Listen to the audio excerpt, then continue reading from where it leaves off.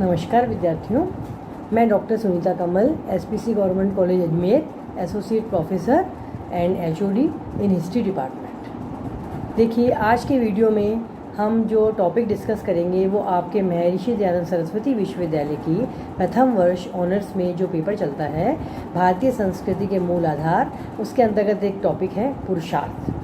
कि पुरुषार्थ जो है उसको कितने पुरुषार्थ हैं, पुरुषार्थ का अर्थ क्या है, पुरुषार्थ का महत्व क्या है। देखिए विद्यार्थियों कि इस विश्व में मनुष्य जो है वो सर्वश्रेष्ठ रचना है भगवान की। उस सर्वश्रेष्ठ रचना होने के कारण उसके ऊपर बहुत बड़ा दायित्व है, और जिस सर्वश्रेष्ठ रचना को ध्यान में रख के ही जिस प्रणाली का निर्धारण किया गया है उसे ही पुरुषार्थ कहा गया है।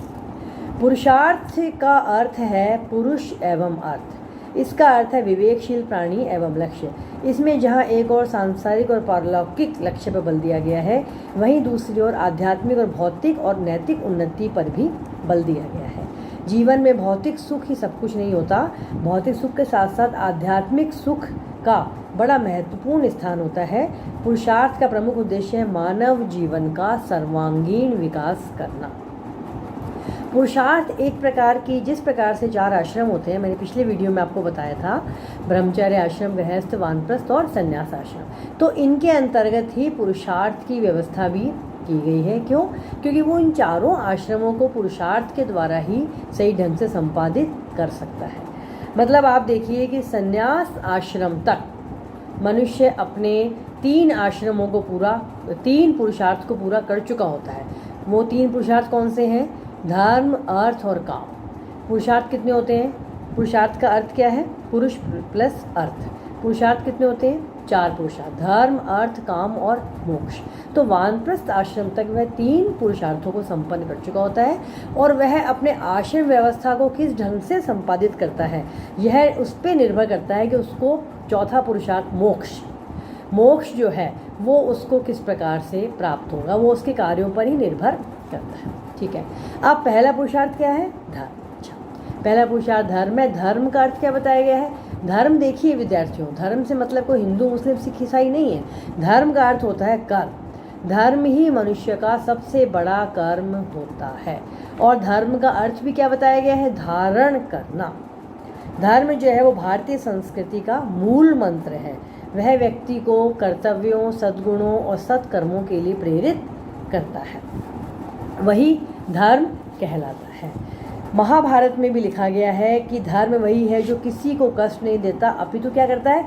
लोक कल्याण करता है, वही धर्म कहलाता है। अच्छा, मनुस्मृति के अनुसार सत्य युग में तप, त्रेता युग में ज्ञान, द्वापर में यज्ञ और कली में केवल दान को ही धर्म कहा गया है। अब धर्म के पश्चात अब दूसरा जो पुरुषार्थ आता है वो होता है अर्थ। अब देखिए, अर्थ को भी हमें किस प्रकार से मानना चाहिए? अर्थ को भी धर्म के अनुसार ही प्रयोग करना चाहिए, अर्थ को भी धर्म के अनुसार ही चलाना चाहिए। अर्थ जिस प्रकार धर्म का अर्थ कर्म है, उसी प्रकार आपको सुनने में बड़ा रोमांचक सा लगेगा। अर्थ का अर्थ क्या है? अर्थ का भी मीनिंग होता है। अर्थ का मीनिंग होता है रुपया पैसा। अर्थ का मतलब होता है रुपया पैसा। महाभारत के अनुसार प्रत्येक वस्तु किस पर आधारित है? अर्थ पर ही आधारित होती है। आर्थिक दृष्टि से संपन्न व्यक्ति अपना जीवन बहुत सुखपूर्वक व्यतीत कर लेता है। गरीब लोगों का जीवन तो मृत्यु के समान ही होता है। अर्थ से धार्मिक कार्य भी बड़ी अच्छी तरह से संपन्न किए जा सकते हैं। धार्मिक कार्य नहीं बल्कि आप अपनी जीविकोपार्जन, सामाजिक कार्य बहुत अच्छी तरह से धर्म के द्वारा, अर्थ के द्वारा संचालित कर सकते हैं। कौटिल्य ने भी अर्थ को धर्म जैसा ही महत्वपूर्ण माना है, अर्थ को जीवन का प्रमुख साधन माना है। उसके अनुसार धर्म के बिना जीवन बिल्कुल निरर्थक और प्रभावहीन हो जाता है। लेकिन देखिए विद्यार्थियों, धर्म अर्थ के अंदर भी ये कहा गया है कि अर्थ का सेवन भी किस प्रकार से करना चाहिए? अर्थ को भी धर्म के अनुसार ही चलाना चाहिए। अर्थ भी गलत तरीके से पैसे का जनरेट नहीं करना चाहिए। अर्थ को भी किस प्रकार से करना चाहिए? जो न्यायोचित हो धर्म के अनुसार। धर्म से जो खान पान, रहन सहन, जो हम स्थापित जो अर्जित करते हैं वो उसका तरीका क्या होना चाहिए? उसका तरीका धर्मानुसार ही होना चाहिए। गलत तरीका मतलब जीविकोपार्जन के लिए, रोटी कपड़ा और मकान के लिए जो हमारी बेसिक आवश्यकता होती है, उसके लिए हमें जो धन जुटाया जाता है वो कैसा होना चाहिए? उचित, उसका तरीका उचित होना चाहिए। ठीक है। अतः अर्थ के लिए किए जाने वाले कार्य में कुल मिलाकर के धर्म को ध्यान में रखना चाहिए। अब इसके बाद में तीसरा पुरुषार्थ आता है। तीसरा पुरुषार्थ क्या है? काम। तीसरे पुरुषार्थ काम का शाब्दिक अर्थ क्या है? काम का शाब्दिक अर्थ है इच्छित वस्तु को चाहना, इच्छित वस्तु को प्राप्त करना। काम का सेवन कैसे करना चाहिए? हमारे विचारक कहते हैं काम का सेवन भी, आप देखिए, मतलब धर्म का बड़ा इम्पोर्टेंट रोल है। धर्म जो है वो मोक्ष तक जाएगा आपके साथ। धर्म, चौथे पुरुषार्थ, मोक्ष तक जाएगा। काम का सेवन भी धर्म को ध्यान में रख के ही किया जाना चाहिए। महाभारत में भी कहा गया है कि काम के वशीभूत होकर के धर्म को नहीं छोड़ना चाहिए। काम के वशीभूत होकर के किसी प्रकार से भी धर्म को नहीं छोड़ना चाहिए। काम को धर्म का क्या माना गया है?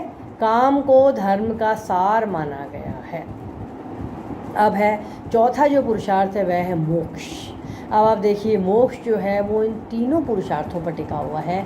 हमने धर्म, अर्थ और काम को किस प्रकार से संपादित किया अपने पूरे जीवन में। पुरुष ने धर्म, अर्थ और काम को किस प्रकार संपादित किया, वो मोक्ष क्या है? उन सब की आधारशिला है।